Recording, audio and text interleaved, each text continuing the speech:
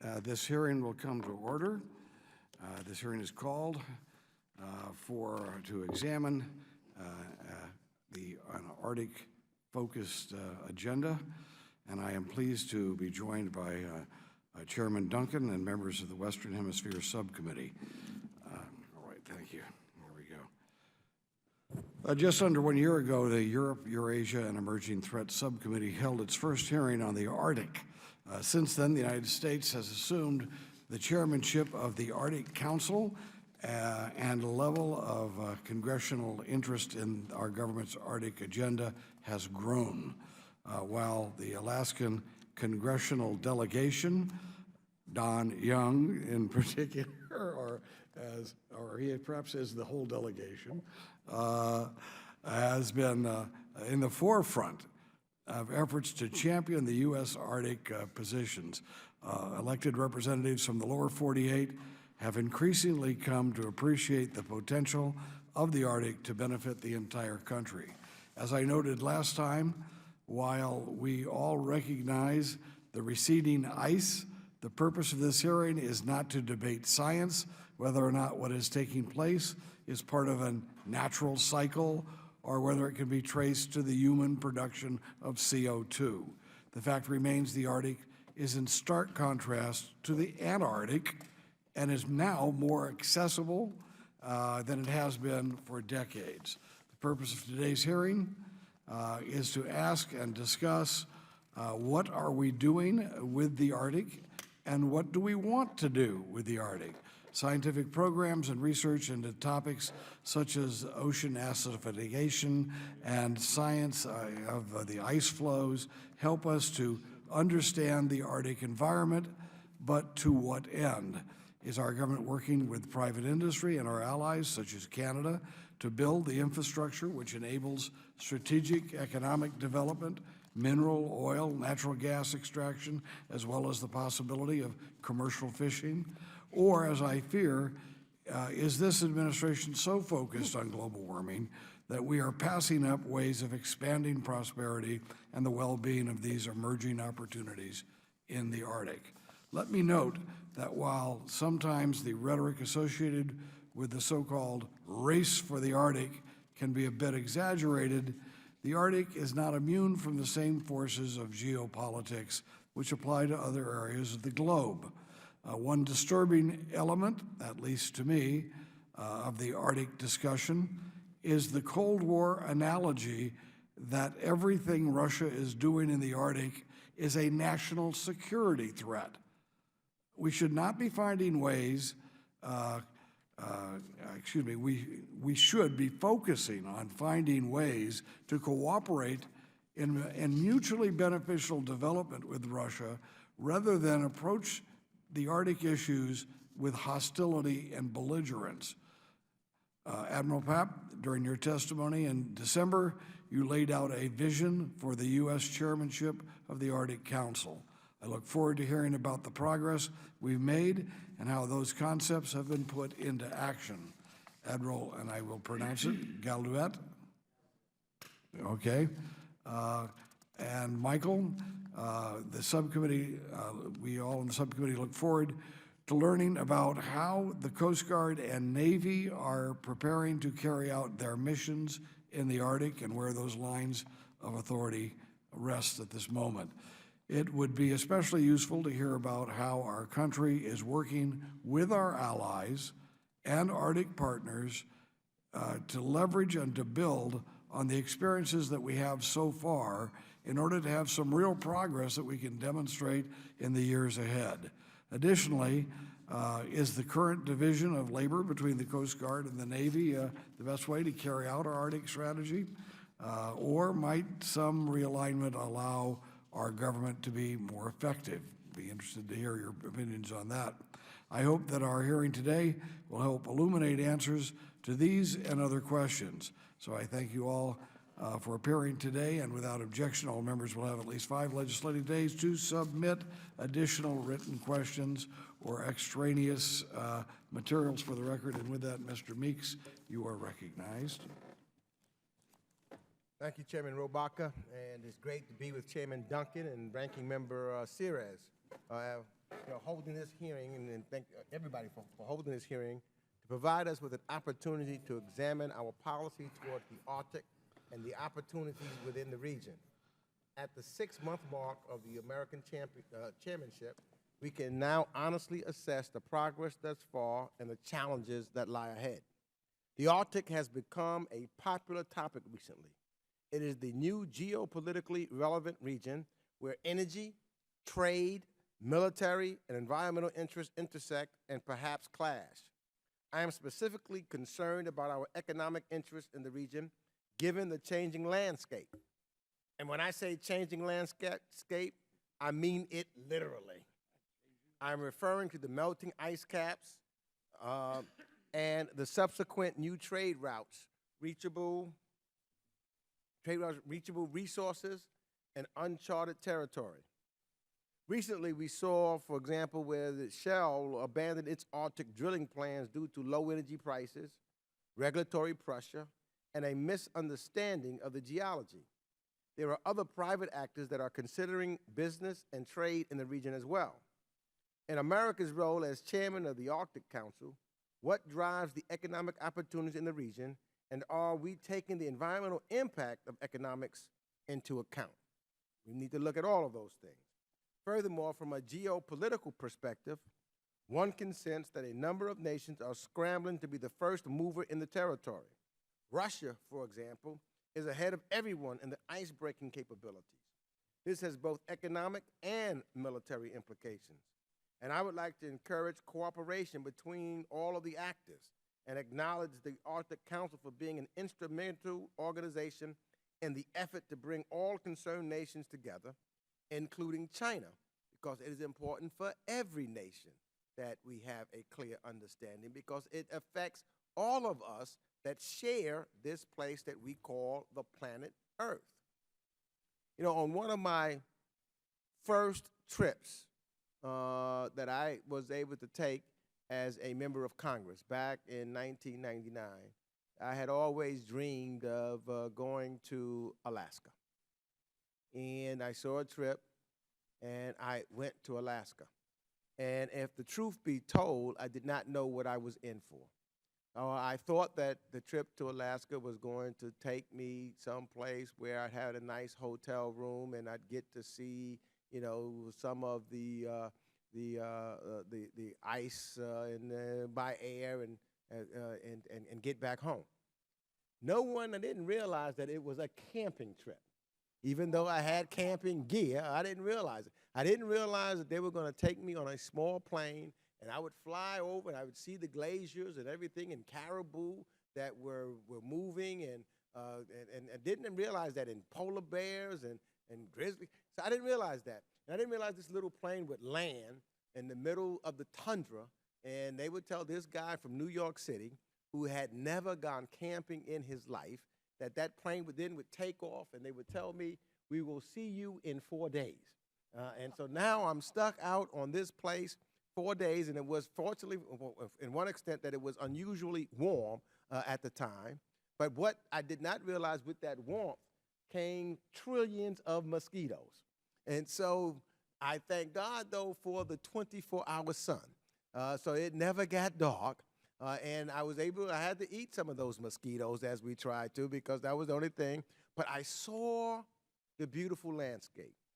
I saw, even though it was unusually warm, the rivers full of salmon swimming, and some of it still iced. I saw and had and tasted some of the greatest tasting water I've ever tasted as it came down off the mountain. I can still taste it as I sit here. I saw golden eagles flying and hawks with the nest with their babies. I saw nature as I had never seen it before. Even though while I was there, I was praying, saying, God, just get me home, and I promise you I won't do this again. But when I got home, I saw the magnificence of this great place that we call Alaska, and the significance it has to us as mankind, as humankind, no matter where we are or where we come from on this planet. So the interest that we have in it, I believe, has something to do with the essence of who we are as human beings. And by every nation being a part of this, and while we are chairing it, it is tremendously important to know the outcome of what we can do so that for the common good of all of us. If there's anything that we should unite on, is that we are protecting and making sure this place that we call home, Earth, is taken care of, and we weigh and utilize the economic opportunities with the environmental concerns and the benefit for all. Thank you, Mr. Chairman. I yield back. Well, I would have to say that's very inspiring. And, let me just announce, I will be giving the hammer here to, or the gavel, I should say, to Mr. Duncan, who is, of course, the chairman of the subcommittee overseeing the Western Hemisphere. And I will be gone for about 10 to 15 minutes, and then I will return.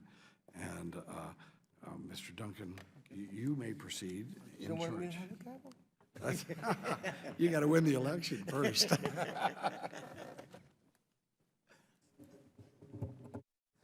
Okay, so I'm just going to stay here while the chairman's gone. Let me just start by saying when I came to Congress, I too wanted to go to New York City. And while I was in New York City, it was a different environment than South Carolina. Makes you funny. I'm glad you had a good experience up in Alaska. Beautiful part of the world, as Chairman Young will say. But today we meet to examine the enormous potential of the Arctic, a region that's too often overlooked and misunderstood. Lands and ocean above the Arctic Circle are home to oil, minerals, and other natural resources. These resources also represent economic opportunity in the form of investment and job creation.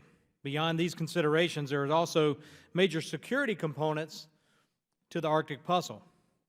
All of these issues must be addressed during our nation's tenure at the helm of the Arctic Council, as it provides an excellent platform for the advancement of U.S. interest. The energy opportunity in the U.S. Arctic territory is vast. There's an area offshore of Alaska totaling about 1 billion acres. Reportedly 6,000 miles of coastline has a potential for energy development. Moreover, a change in the patterns of sea ice will mean that there will be more time to explore for oil and gas each year. It also indicates that the time frame for offshore drilling and activity will remain open longer. A 2008 geological survey appraisal of undiscovered oil and gas resources state that the extensive Arctic continental shelves may constitute geographically largest unexplored area for petroleum on the Earth. Further studies propose that 30% of the planet's undiscovered natural gas and possibly 13% of undiscovered oil are in the region. Developing these energy stores and other mineral resources in the North will also generate economic progress in the form of investment and jobs. Currently, there's an absence of adequate infrastructure for proper development. Many of the natural resources are far from existing storage facilities, pipelines, and shipping lanes, so construction of better infrastructure will represent yet another economic opportunity. In terms of security, the Arctic presents a unique set of challenges. Traditional concerns exist, such as the ability to monitor geopolitical rivals operating in the same area. Both Russia and China are active in the north, and an increased U.S. presence is necessary to demonstrate that we're not falling behind. Russia has shown a commitment to establishing a strong presence in the far north, beginning construction on bases on Alexandra and Kolteni Islands. Though these installations are mostly suited for limited operational capacity and surveillance, the intention is very clear: to project power and stake claims in the Arctic. However, security is far more complex than merely positioning assets. The Arctic is home to some of the harshest conditions on the planet, with strong storms and deadly cold temperatures. As tourism in the region expands, so too must military cooperation and preparation. Joint exercises with our Arctic Council allies would help countries prepare for any disasters that might befall travelers or workers in the north. Search and rescue, coordination, and disaster relief exercises will be important initiatives as more people begin to flow into the region, and energy activities would certainly expand. In the near future, cruises will explore the northern coastline of Alaska and Canada, and it's imperative that both the U.S. and Canada are prepared to navigate the harsh landscape in an event of an emergency. I think we can learn a lot from our allies, Canada, and other Slavic nations that participate already in those search and rescue operations. In addition to these concerns, it will be crucial to respect the rights of these American citizens already occupying the land in the Arctic. I'm sure Mr. Young will talk about some of those. Each Arctic nation has citizens that already inhabit Arctic territory, and it's in the U.S. national interest that American citizens and these other citizens join in the development through job creation and economic opportunity. It's crystal clear that the Arctic is not a one-dimensional area. There are economic, energy, security, infrastructure, and human rights concerns in the region, yet the Obama administration is focused on climate change at the expense of these other important U.S. interests. Indeed, the U.S. Arctic Council chairmanship has become a platform for the extension of President Obama's climate change agenda, another page in the legacy that he's pursued without regard to proper constitutional checks and balances in a lot of ways. Additionally, the recent decision by the Obama administration to close the possibility of drilling in Alaska's Arctic Ocean over the next 2 years by terminating auctions for drilling rights is a disservice to our national interest. It would be a shame to let the pursuit of a more economically viable, energy-rich Arctic fall by the wayside for the U.S. at the expense of an aggressive climate change regime, all the while Russia and China stand poised to reap the benefits through their active engagement in the far north. In conclusion, the Arctic is of immense economic and strategic value for the U.S. national interest. We need to make sure that we're using the platform of the chairmanship of the Arctic Council and our own tools of power to advance U.S. national interest, support our allies and friends with similar interests in the common area. And with that, I look forward to hearing from the witnesses today on how the State Department, the Department of Defense, and the Department of Homeland Security are cooperating and coordinating to support our interest in the far north. And with that, I will turn to the ranking member, Mr. Sirius, for an opening statement. Thank you, Mr. Chairman. Thank you both, Chairman Rotobaco and Duncan, for holding today's timely hearing on America's role as an Arctic nation. As a member of both the Western Hemisphere and Europe, Eurasia, and Emerging Threats subcommittees, this topic is particularly important to me. Since Alaska's inclusion into the Union over 50 years ago, the United States has had a stake and interest in Arctic relations. Over the past decade, our interest has increased with receding ice caps and diminishing glaciers as a result of climate change. The changing geography of the Arctic places the United States in a unique position to work with other Arctic nations to ensure security of the region, including the people, wildlife, and resources. An increase in navigable waters opens the platform for new trade routes and economic benefits. Trade routes can be shortened by as much as 30%, saving money and avoiding pirate-infested waters. Even though these Arctic routes aren't safe at the moment, that time is approaching, and countries like Russia and China are greatly interested in increasing their footprint in the Arctic and securing these routes for themselves. The melting ice in the Arctic also poses security concerns we need to consider. Within the last few years, we have witnessed Russia's continued pattern of encroachment with Ukraine, Crimea, and Syria. Now Russia is racing to control the Arctic, operating over 30 icebreakers where the U.S. only has 2.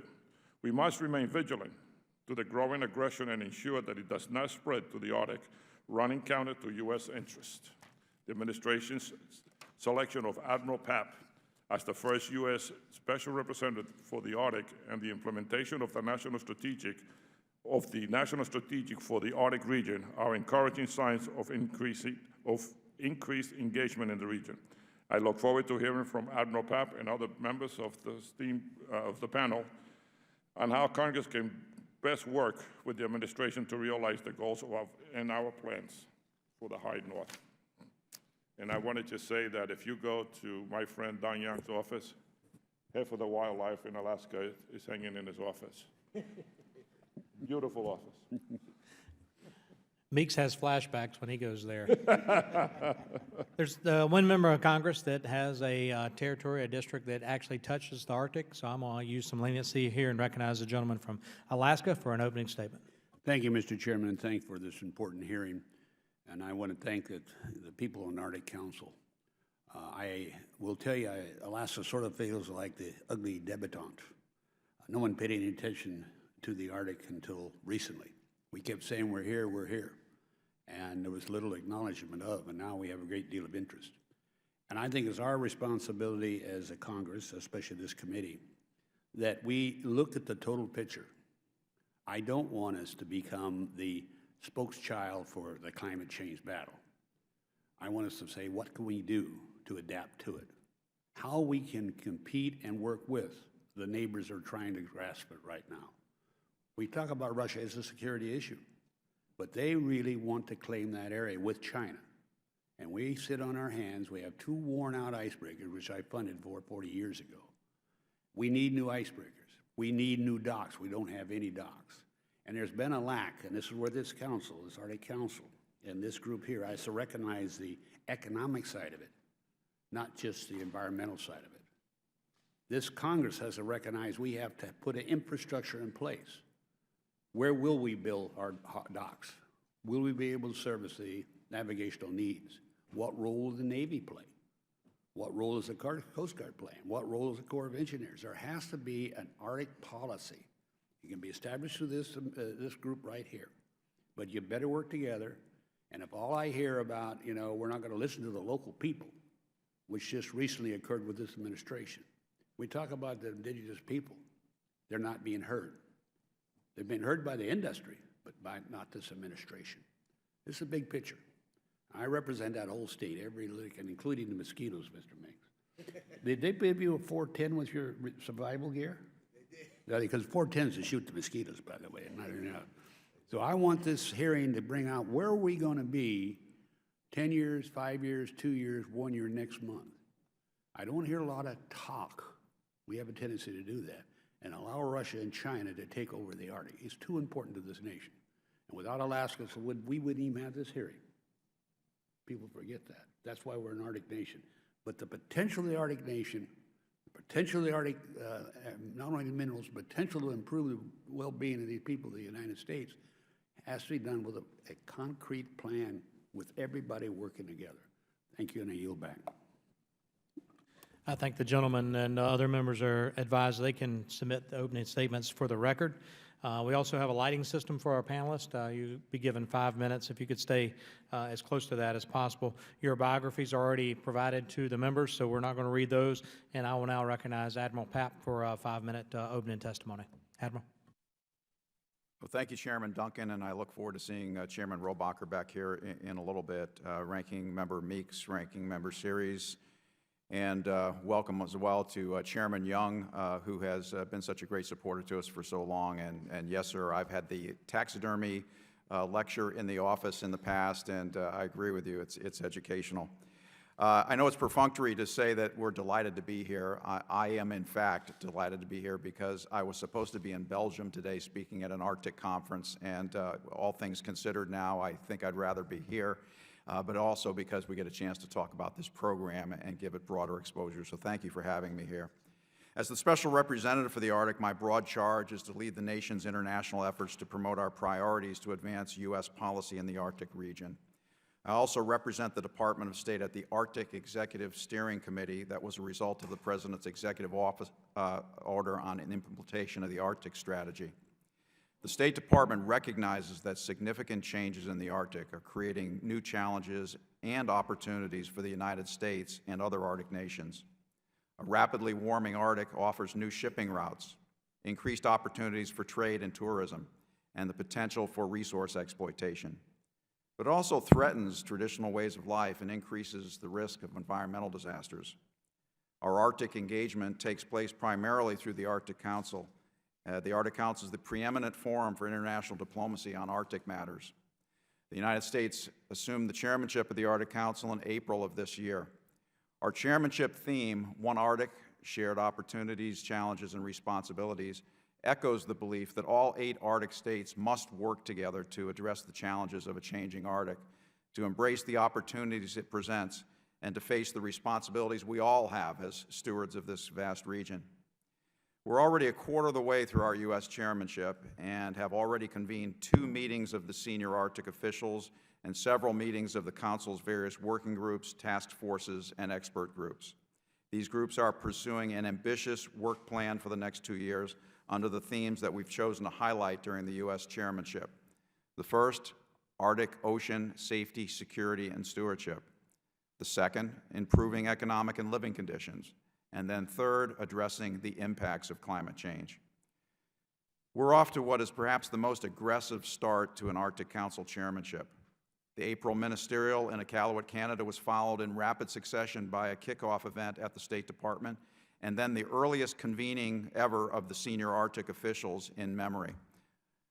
We've already just recently conducted a second senior Arctic official meeting in Anchorage, Alaska, and initial meetings of all working groups. We've co-sponsored an Arctic Energy Summit in Fairbanks, Alaska, and hosted an Arctic search and rescue exercise with the United States Coast Guard and the Department of Defense. I believe our most significant accomplishment to date has been the Conference on Global Leadership in the Arctic, Cooperation, Innovation, Engagement, and Resilience, otherwise known by the acronym GLACIER, which took place in late August in Anchorage. While technically not an Arctic Council event, GLACIER served as a centerpiece of the mission of the U.S. chairmanship to broaden awareness of the Arctic both domestically and abroad. GLACIER featured keynote speeches from Secretary Kerry and President Obama and other senior U.S. officials. 21 countries participated in GLACIER, including 7 foreign ministers. The White House and Department of State are continuing to build upon the momentum created by GLACIER, fulfilling the obligations as set forth in the presidential commitments and strengthening relationships with Alaskans in our American Arctic. It's important to note that the United States and other Arctic states are pursuing our mutual interests in what is currently a safe and stable Arctic region, marked by international cooperation and governed by international law. We cannot ignore that our international efforts in the Arctic are taking place during a difficult time in our relationship with Russia. Russia's annexation of Crimea, its aggression in Ukraine, and its efforts to intimidate its neighbors are an affront to a rules-based international system and put at risk the peace that we and our allies have worked so hard to achieve in Europe. The international community's disagreements with Russia have complicated our efforts in the Arctic, but have not stalled them. It's not business as usual, but we've worked with Russia on Arctic issues during past political crises and are maintaining multilateral activities within the Arctic Council, such as those to protect the Arctic environment, ensure maritime safety, and promote scientific cooperation. The Arctic region has enormous and growing geostrategic, economic, environmental, and national security implications for the United States. We're at a pivotal point in history as the Arctic is rapidly changing, creating significant challenges and opportunities for every Arctic nation. The challenge of charting a course towards a sustainable future in the Arctic is important for all of us. The world looks to the United States for leadership, and as chair of the Arctic Council, we have a unique opportunity to demonstrate our leadership as an Arctic nation. In this role, we look forward to advancing national priorities, pursuing responsible stewardship, and strengthening international cooperation in the Arctic. So I once again thank you for the opportunity to testify, and I look forward to your questions. Thank you. Thank you, Admiral. The chair will now recognize Vice Commandant Michel for 5 minutes. Well, thank you, Chairman Duncan, Ranking Member Meeks, Ranking Member Series, Representative Young, distinguished members of the subcommittees. Thank you for the opportunity to testify before you today on Coast Guard operations in the Arctic, the Coast Guard's Arctic strategy, as well as our international and domestic efforts to ensure safe, secure, and environmentally responsible maritime activity in this region. Mr. Chairman, the Coast Guard and our predecessor agencies have been operating in the Arctic since 1867 when Alaska was purchased from Russia. For example, the revenue cutter Bear was essentially the sole face of federal presence to many remote parts of the territory of Alaska for over 40 years. Then as now, our missions are to enforce U.S. laws and regulations, conduct search and rescue, assist scientific exploration, foster navigation safety and environmental stewardship, and provide assured access in preserving U.S. sovereignty. Unlike the days of the revenue cutter Bear, today we find significant growth in human activity because the region is more accessible. There is water where there used to be ice, and the Coast Guard must increasingly be present to exercise our authorities and protect the nation's maritime interests. I've spent a significant amount of my career focused on Arctic and polar issues and have traveled throughout the polar regions to better understand the challenges of operating in these extreme environments, the range of national and international issues, and the impacts of increasing human activity. I can personally attest that these regions are remote, hostile, and unforgiving. Distances are vast, weather is a constant factor, ice conditions are very dynamic, and infrastructure is almost non-existent. Operations in both polar regions demand detailed and deliberate planning, supported by specialized, reliable, and unique equipment, and they often demand close coordination with federal, state, local, academic, industry, and indigenous community stakeholders. The polar regions also offer valuable opportunities for international cooperation and interoperability. The National Strategy for the Arctic Region and its implementation plan establish U.S. Arctic policy. The Coast Guard's supporting Arctic strategy includes 3 strategic objectives: improving awareness, modernizing governance, and broadening partnerships. These three objectives directly support national policies. With these objectives in mind, I would like to highlight 4 specific areas of emphasis. First, the Coast Guard conducts mobile and seasonal operations in the Arctic region as maritime activity and environmental conditions warrant. Highlights from this year's Arctic Shield deployment include establishing temporary forward operating locations along the North Slope. The National Security Cutter Weishi and High Endurance Cutter Monroe operated in the Chukchi and Bering Seas, conducting maritime patrols and providing response and command and control capabilities during Shell's drilling operations. The medium icebreaker Healy conducted a perimeter circuit of the U.S. exclusive economic zone and a historic expedition to the North Pole.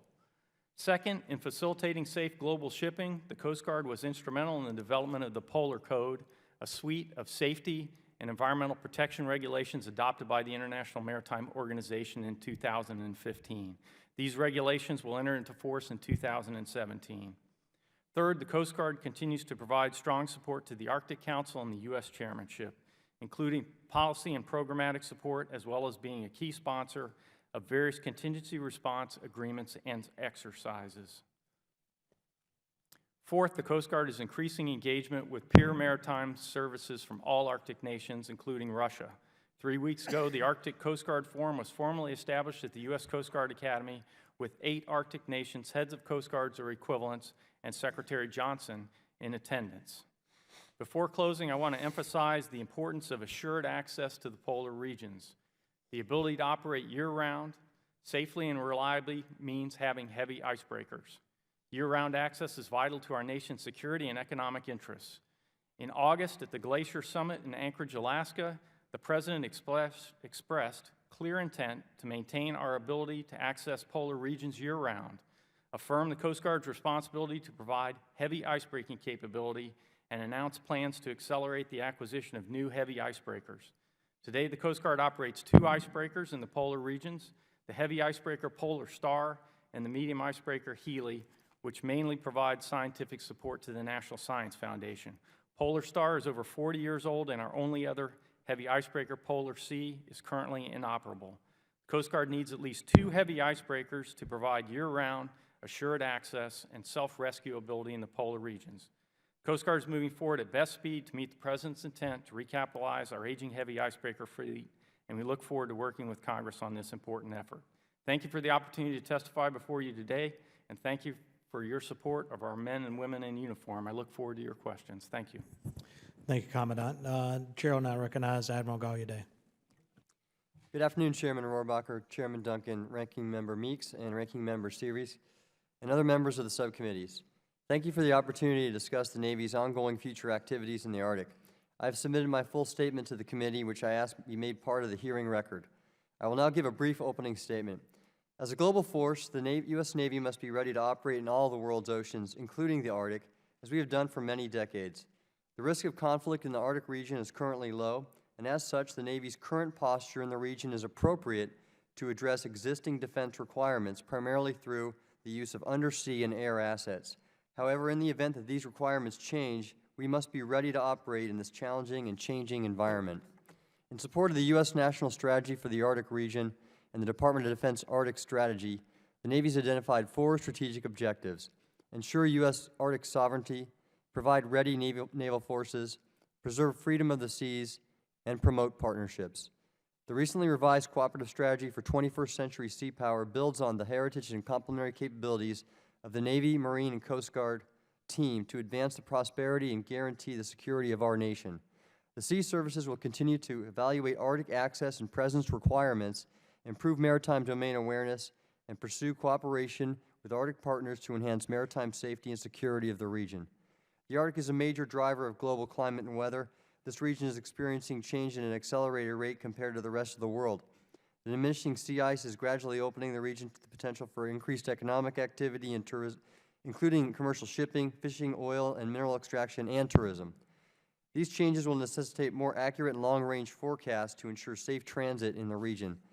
The U.S. Navy Arctic Roadmap for 2014 to 2030, which aligns with the National Arctic Strategy, includes a plan that directs the development of Arctic capabilities and capacity in step with the changing environmental conditions. The Navy will continue to develop our strong cooperative partnership with the Coast Guard in addition to other interagency and international Arctic region stakeholders, to address the emerging opportunities and challenges caused by the seasonal opening of the Arctic Ocean waters.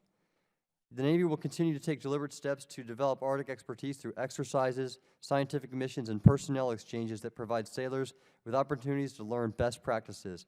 The Navy will limit surface ship operations in periods of two periods of projected peak activity associated with open water conditions. Even during open water conditions, weather and ocean factors, including sea ice, must be considered when conducting operational risk assessments. The Navy will emphasize low-cost, long lead time activities to match capability and capacity to future demands, and will continue to study and make informed decisions on operating requirements and procedures for personnel, ships, aircraft, with interagency partners and allies. Through ongoing exercises such as the Navy's biennial ICE exercise, or ICE-X, and the associated scientific ICE expeditions, as well as research and transits through the region by Navy submarines, aircraft, and surface vessels, the Navy will continue to learn more about the evolving operating environment. The Office of the Oceanographer of the Navy and the Office of Naval Research are leading efforts to better understand the complex polar environment and more accurately predict the operational environment in support of safe navigation, including research on sea ice dynamics, acoustic propagation, Arctic waves and swell, and ocean stratification.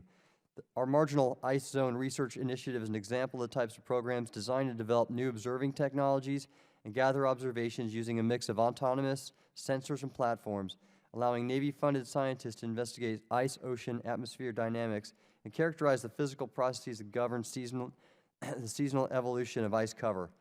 These observations are critical to enabling improvements in numerical predictions of the polar operational environment. Understanding the importance of partnerships in addressing common concerns, the Navy is partnering with the Defense Research and Development Canada on an acoustic propagation project to better understand surface losses due to interactions with ice cover, acoustic fluctuations, and ambient noise in open water during the summer in the marginal ice zone.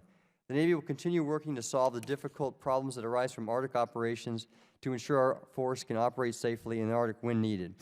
The Navy will likely be called upon to support the U.S. Coast Guard and other government agencies by providing marine data collection, sea ice forecasting and predictions, and the forecasting of hazardous weather and ocean conditions.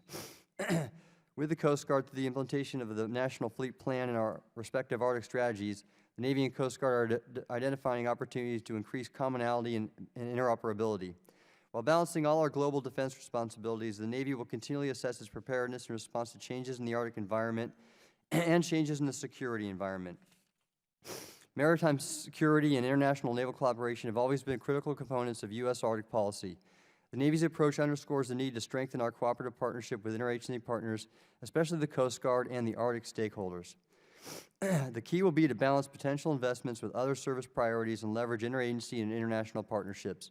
By taking a proactive, flexible approach, the Navy can keep pace with the evolving Arctic region while continuing to safeguard our global national security interests. Again, thank you, Chairman Rohrabacher, Chairman Duncan, Ranking Member Meeks, Ranking Member Series, and other members of the subcommittees for the opportunity to appear before you today. This concludes my statement, and I look forward to answering your questions. Well, I want to thank all of our panelists, and Chairman Rohrabacher will be back in just a minute, but so I'll go ahead and recognize myself for some questions. This is a question for all of you.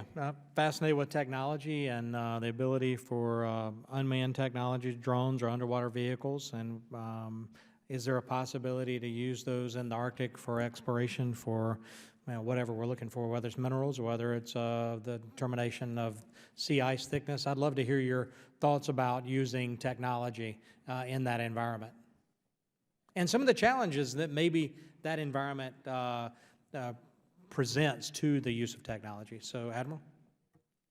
Thank you, Congressman Duncan.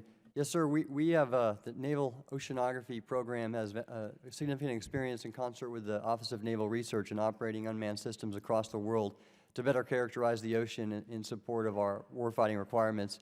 And we've conducted experiments and exercises in the Arctic region with autonomous systems and autonomous sensing systems, including unmanned underwater vehicles and drifting floats and profilers.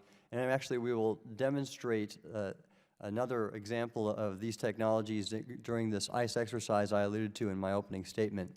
There are challenges in operating in this difficult environment due to the nature of sea ice and the hazardous conditions it imposes on sensors. But as we continue to practice and experiment, we're learning how to address those challenges. But in my opinion, if you look at the nature of and the need for unmanned systems to address the dull, dirty, and dangerous type of work they're best suited for, the Arctic is an environment perfectly suited for those kind of technologies. So we're seeing this International Space Station and a lot of satellite data being used, looking at the Arctic for changes.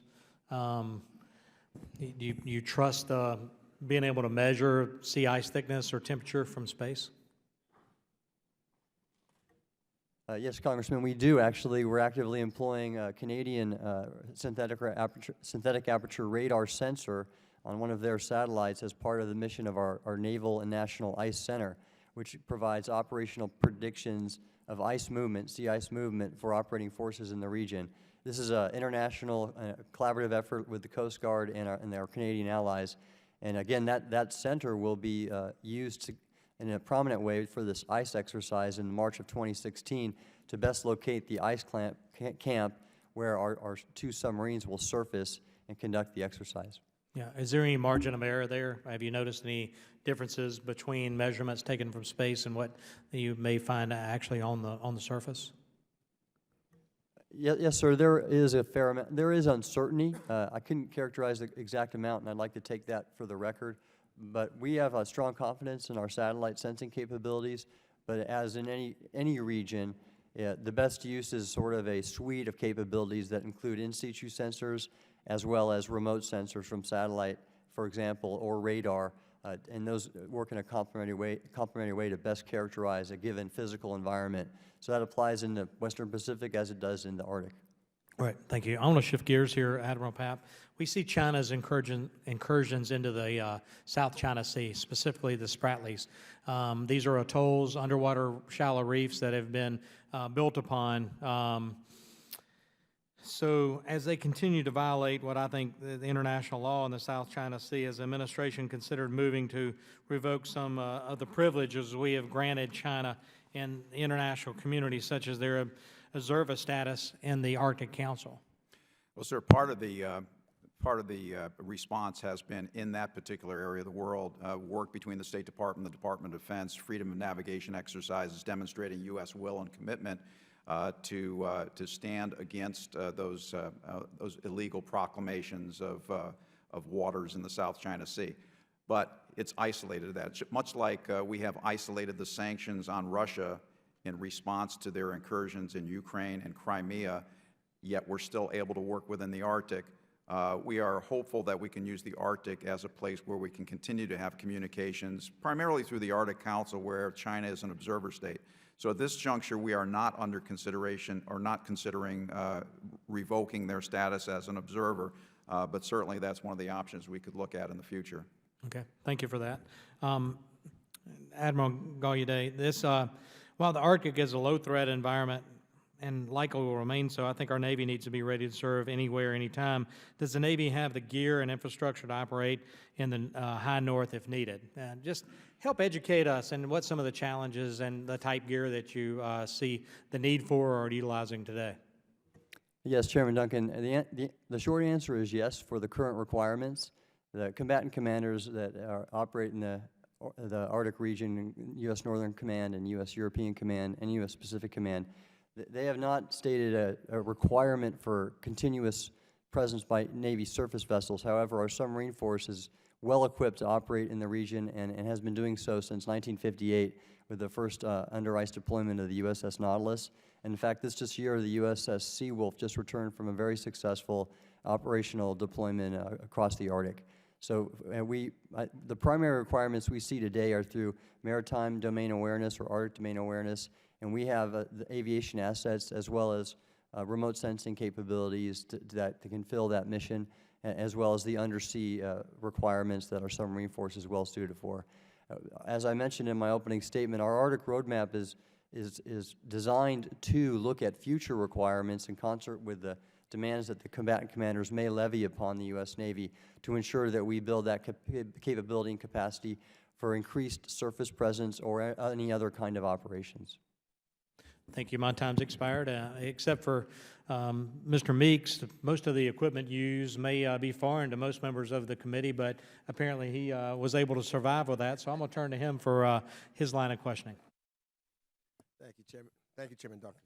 Let me ask quickly first a few, I guess, environmental questions in that the U.S. Geological Survey reports that 50% of the U.S. coastline is at a high or very high risk of sea level rise impacts due to global warming-induced ice melting and threatening many of the 16.4 million Americans that live in the coastal floodplain. So my first question is, what are the options that are available or that's being drafted for those populations in case of imminent danger for their lives and their livelihood? Mr. Papp? Well, Mr. Meeks, first and foremost, we already have people who are in danger. We have villages along the Alaska coastline, Shishmaref, Kivalina, and others that are literally falling into the sea now because they're not protected by the fast ice along the shore, permafrost melting, or permafrost thawing rather, and their villages being overrun sometimes by the waves, by the surf, by the storms. From all that I've seen, they probably will have to be relocated to higher ground, which is going to be tremendously expensive. That's not a State Department issue per se. It's not even an Arctic Council issue per se, but I know that discussions are going on. President Obama himself flew over Shishmaref during his 3 days in Alaska this August to be able to see firsthand, and he also landed and spoke to some of the Alaskan natives and residents in the area up there, and has a better appreciation for what's going on. And I know the interagency is looking at the potential for how do we pay for moving the villages or doing other remediation up there. So, well, same thing. Environmental concerns. You know, with these fisheries that I'm hearing about there, that the future of the Arctic and specifically of its ecosystem is of great concern, and I think that is of interest to anyone who's interested, as I talked about earlier, in our planet, regardless, I think, if you believe in climate change or not. The United States and 4 other nations that border the Arctic Ocean pledged to prohibit commercial fishing, for example, in the international waters of the Arctic until more scientific research could be done on how warming seas and melting ice are affecting fish stocks. So my question is, what are the gravest concerns of the administration regarding the Arctic's ecosystem, and are their effects reversible? And 2, how badly are the fish stocks damaged, and are other nations' fishing practices affecting the stock of fish regardless of the ban? Well, sir, the declaration concerning the prevention of unregulated high seas fishing in the central Arctic Ocean was a great step forward. Ambassador David Balton, who also sits as chair of the senior Arctic officials for us during our chairmanship, negotiated that with what we call the Arctic 5, as you recognized. And it was a good first step towards coming to some meaningful action in terms of, first and foremost, taking a pause, which we have done in U.S. waters, to develop the science to determine what is happening with migration of species up towards the Arctic. So we are at work with that. The other concern, though, is that there's a large portion of the central Arctic Ocean that is international waters. Other countries can use innocent passage, transit through our exclusive economic zones, and then fish in the Arctic in the foreseeable future when there is, at least during the summertime, no Arctic ice in the Arctic Ocean. So what we hope to do now is take the next step of bringing in those other countries, the major fishing countries like China, Korea, Japan, and others, and bring them in and start working towards an agreement as well on what the future is. And it's primarily focused on taking the time to gather the science. We have regional fisheries committees all around the country and in the world that look at fish stocks and regulate the species so that they'll be sustainable. We hope to be able to gather the science with this migration of species for the Arctic Ocean as well, and then in future years come to some regulated process for the fisheries. Thank you. Really important in my estimation. And let me just check one other thing, and I guess I'll ask this to either to the Admiral or to the Vice Commander. That is, the Arctic Council is an excellent area to promote cooperation. That's what I'm all about, between nations and Arctic territories. Nevertheless, there seems to be a push to militarize the region. So my question is, are we concerned over the military nature of the Arctic development? You think Mr. Papp is the best one to answer that question? Well, it's definitely a concern, Mr. Meeks, and we spend an awful lot of time watching this. I go and get intelligence briefings within the State Department nearly weekly, and I've gone to other three-letter agencies around the city as well to make sure that we are monitoring things properly. And what I see, and I think we're focused primarily on Russia, is a country that is concerned about the security of a developing waterway, that is reestablishing facilities, airfields and bases along a coastline which encompasses almost half the Arctic. And I don't see that as militarization. I think you can pick certain aspects of what they're doing and trumpet them as militarizing the Arctic. But I've had a chance to watch this, and what I think they're doing is, in most cases, some reasonable things in terms of being prepared for providing security along a sea route that is increasing in traffic right now. Some of the things the Russians are doing, I wish that we were doing along the north slope of Alaska right now in terms of preparing infrastructure for future human activity. Thank you very much. I'm out of time. Yeah, I thank the ranking member. I now turn to the gentleman from Alaska for 5 minutes. I thank the witnesses. I'd like to have each one of you, without talking to one another, give me a view of where Alaska is, where it should be. Even regardless of the Admiral Papp's position, what do you see and how are you putting it together collectively? I'm not happy with the administration. I try to keep them getting involved politically, but when they shut down all the leases for 2 years, without any consultation, lack of communication with the Corps of Engineers, where they were going to study for a port, they're not doing it. The private investment of the local communities was disregarded, and I want to know where is and who is going to be, should it be Congress setting up where Alaska is going to be 10 years from now, 20 years from now, 50 years from now? Because I see it, I read it, I see it, the constant harping on climate change. That doesn't change the fact if it is occurring and if man is doing it, how are you going to adapt to it? We're the only people I know of in this whole change is not trying to adapt. We're trying to keep things stable. I know the Admiral's thinking militarily. Coast Guard's thinking about icebreakers, which he's not going to get until he finally listens to me. Admiral Papp's got a position. I don't think there's any correlation with the local people, state of Alaska, or anything else. So I need a report from you where you think we're going to be, so we can make some decisions. Are we going to be an Arctic nation, or are we going to be still playing mumbly peg? Probably none of you ever played mumbly peg. It's with a knife, and I'm very good with that, by the way. And trying to see how close you come to your opponent's toe without hitting it. Not much agreement to one another. So I'm just saying I want to hear that later on. This is part of your role, because I can tell you, other than myself, and I have a sketchy view, no one really knows the Arctic. And if you don't help us get together where there's going to be a plan, then we're not going to be able to achieve it. We'll sit around and run around the mulberry bush all the time. So that's your job, not just Admiral Papp's position. Where is the military going to be in this? Corps of Engineers automatically got out of a study for a port. We're going to need a port. Not that later on, but right now. Well, thank you. Now yield back.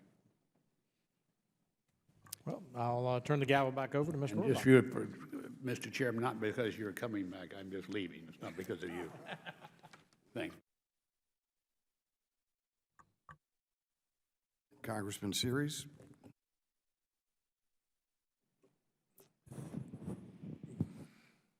Admiral Papp, you know, I was happy to hear that we are monitoring what's going on there in terms of the Russians. But can you tell me, they have 30 icebreakers. We have 2. That's a whole fleet to me. Why do they need 30 and we can only deal with 2? I mean, the Russians are not there go fishing. Why do they need 30? Are they trying to establish, I guess, ownership by working in these different areas? And then when we raise our voice, they'll say, well, we have had 30 icebreakers there for years, and it was never an issue. Well, yes, sir. I would have to say that the Russians are much more connected to their Arctic than the people of the United States are. Culturally, the Arctic is a part of Russia, and they have been involved there much longer, and they now have an opening sea route, which is directing their attention to it even more. And they have half the coastline in the Arctic. The Arctic, if you look at a polar projection down on the North Pole... I'm looking at it right. Is that the same map you got up there? It is. So the predominant feature, if you put approximately 66 north latitude, a circle on there, which I don't see on there, but encompassed by the Arctic Circle, it's mostly an ocean. So it's a maritime environment, and Russia has half the coastline around the Arctic Ocean. So it's understandable when they have larger populations than us that the waterway is open more than ours has been for centuries, that they're going to have more activity up there. So they are doing legitimate things that they should be doing as an Arctic nation and preparing for increased human activity. I don't begrudge them having the icebreakers.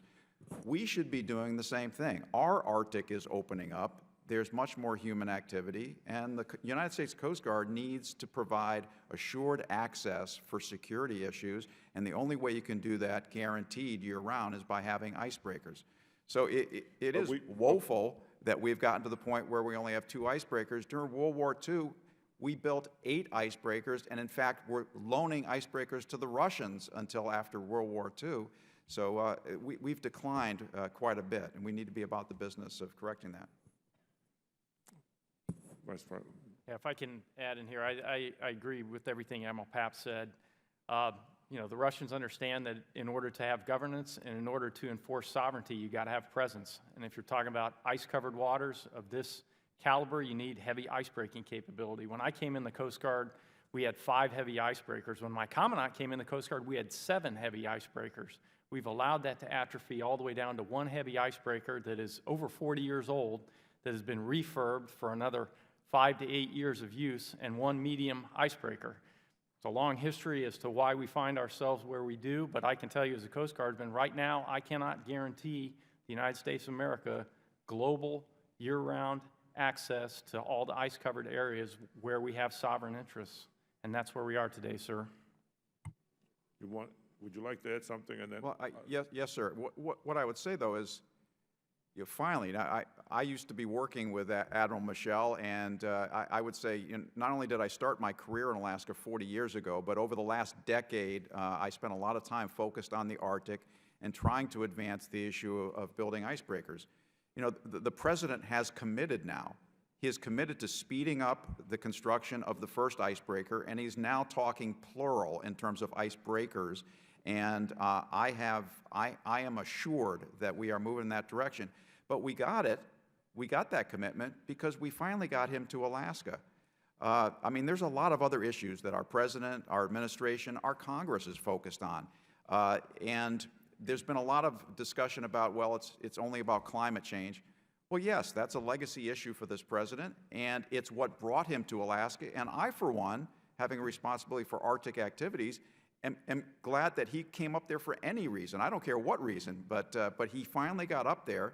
And coming back from Alaska now, these are now top priorities for the administration. And I have been over to the White House, to the National Security Staff, and there are commitments now to start moving these things forward. So while it may not be moving fast enough for some people, I'm grateful that now we have progress on these issues. I just find the disparity being so large. How can anybody be comfortable with security? Can you add a little what you were going to say before? Yes, sir. I can give you the Navy and Department of Defense perspective on that. And with respect to Russia in general in the Arctic, we do have concerns. We're watching the Greenland, Iceland, UK gap very closely. And, but we also see that Russia has not made any attempts to violate our territorial seas. We've agreed since 1990 on the Bering Strait maritime boundary with Russia, and they're fully complying with that. And in addition, I must concur with Admiral Papp's comments. By personal observation, I was in St. Petersburg, Russia 2 weeks ago. The Russian Navy chaired the Arctic Region Hydrographic Commission, and this is under the International Hydrographic Organization, which governs all standards and cooperation for hydrographic activities and making seafloor maps. And the Russians were very, very open about their intentions in the Arctic. And it was exactly what Admiral Papp had said. They intend to develop it economically. Their security, their growth in their military is designed primarily for that, to provide the security for that economic growth of the Northern Sea Route. And we were quite amazed that they would be so forthright and open in sharing hydrographic data with us and encouraging cooperation. They basically view the Arctic as the one region the rest of the world might work with them on in view of their aggression in Crimea. Thank you very much. Thank you, Mr. Chairman. Thank you very much, and I will reserve the final area questions. I did watch some of your testimony from the side room before I had to go into that conference call. Mr. Yoho, would you like to move forward? Thank you, Mr. Chairman. Gentlemen, I appreciate you being here. I'm glad it's a bipartisan group that you let the Navy sit with you, too. And, you know, when I look at this, I want to ask this question, and I want this question directed at us because it obviously is, but I want to hear from you guys so that hopefully people will listen to this in their offices. How detrimental has it been for Congress's failure to complete our budget, get away from CRs, on your planning, your procurement, and your mission in your in what you guys do? I mean, how detrimental has that been over the last, say, 5, 10 years? This is your chance, Admiral Papp. Sir, as a former service chief who had to go through sequestration and all kinds of other activities, it almost doubles your workload because you have to plan, you have to take your already limited staff and plan for multiple contingencies.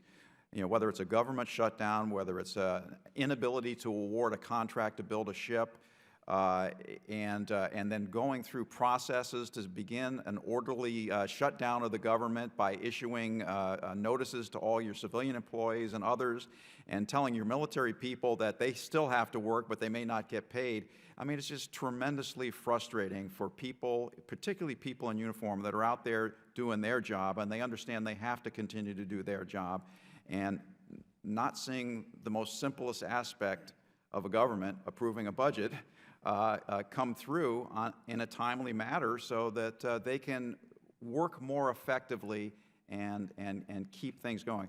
We've had to cancel conferences. We've had Arctic Council meetings where we've had to cancel at the last minute because we approach 1 October and the budget hasn't been passed, and you know, things like that.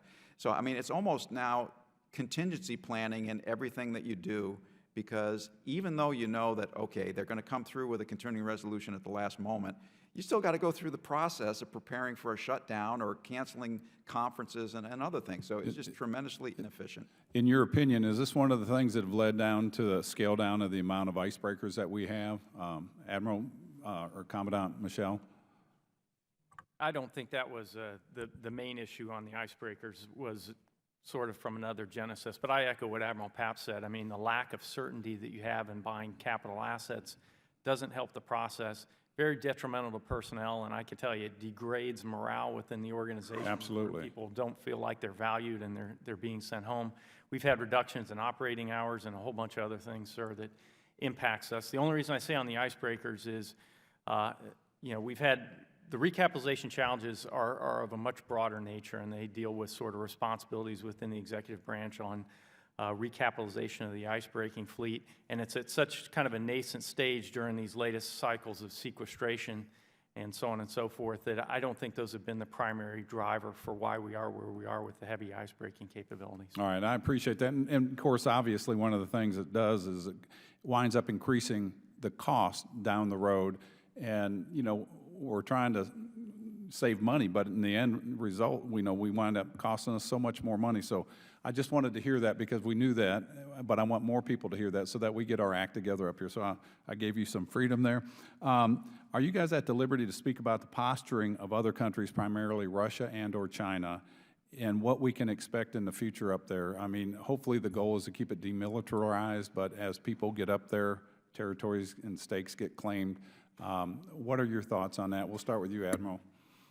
Yeah, thank you, Congressman Yoho. In regards to the posturing of Russia and China, I spoke previously about Russia and our opinion that their intention is primarily economic development, and we feel no threat in the Arctic by the Russians. However, or in addition, the Chinese and their work in the Arctic has been limited to either research with their icebreaker, the Snow Dragon, or just recently, you probably know that some of their surface ships conducted an innocent passage in our Arctic waters, but they announced it well in advance. They followed international law, and in fact, it made a very good case for us to point to what they're doing in the South China Sea and show that that was inconsistent, not following the rule of law. Thank you. Sir, we actually have pretty good working relationships with our counterparts in both China and Russia. So, for example, the Russians were just in New London, Connecticut, our Coast Guard Academy, to actually formally sign the agreement for their participation in the Arctic Coast Guard Forum.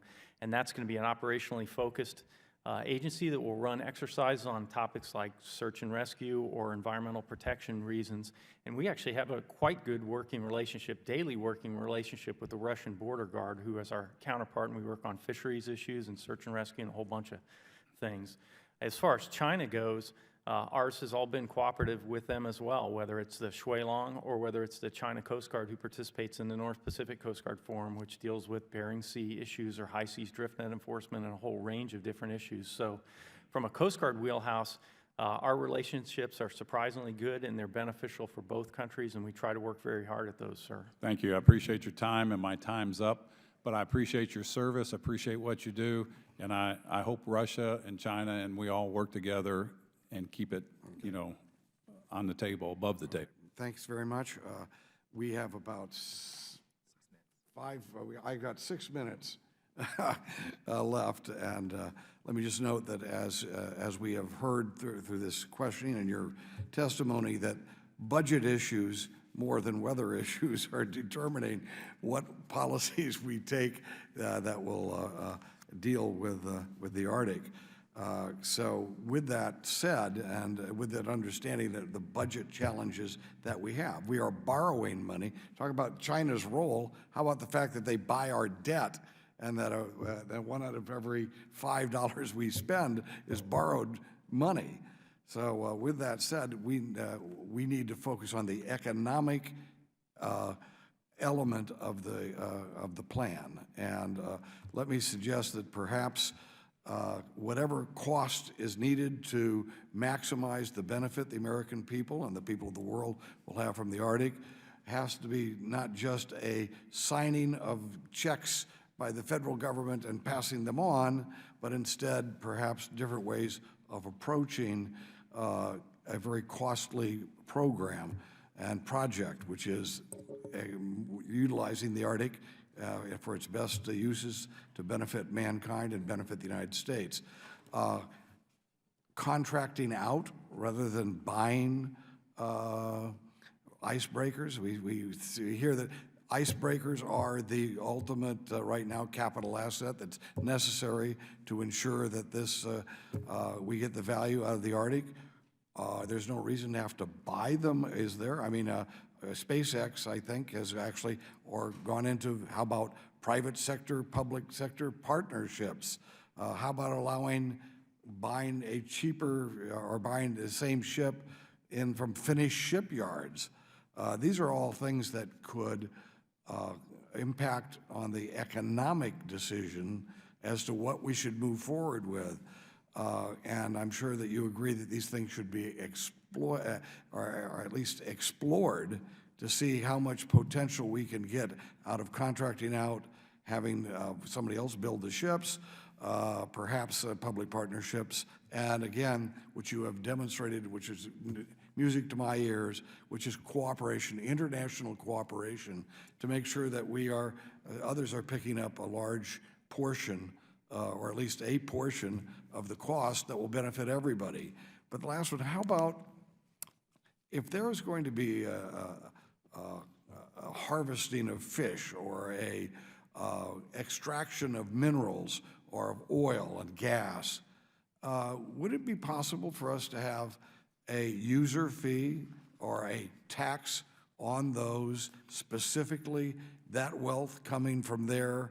That, because after all, if it's dependent on our resources to keep that avenue open, that wouldn't be necessarily a tax, that would be a user fee for those businesses that are involved in Arctic enterprise. Is that a possibility?